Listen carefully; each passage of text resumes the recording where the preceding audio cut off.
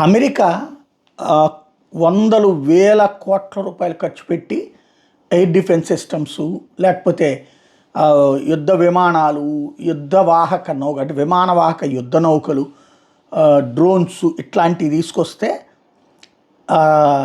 Iran ఎలాంటి reverse strategy అంటే 9 లక్షల ఇన్ఫ్లేటబుల్ డెకాయిస్ తీసుకొచ్చింది. ఇవన్నీ కూడా యుద్ధ ట్యాంకులు, మిస్సైల్ లాంచర్లు, బాలిస్టిక్ మిస్సైల్ తరహాలు ఉంటాయి. ఇవి చూడ్డానికి ఒరిజినల్గానే కనబడతాయి, కానీ అవి బెలూన్ బేస్డ్ అనమాట. చూడండి ఎట్టెల్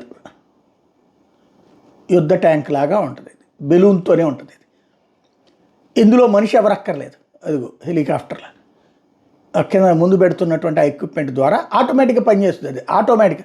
ఇప్పుడు పైనుంచి చూసేటటువంటి వాళ్ళు కింద యుద్ధ విమానమును యుద్ధ ట్యాంక్ అనుకుంటారు, ఇది దెబ్బతీసే ప్రయత్నం చేస్తారు. ఈలోపు ఎవరైనా కనుక దగ్గరకు వస్తేనేమో పేల్చేయచ్చు. ఇది రిమోట్ కంట్రోల్తో నడిపించేటటువంటిది.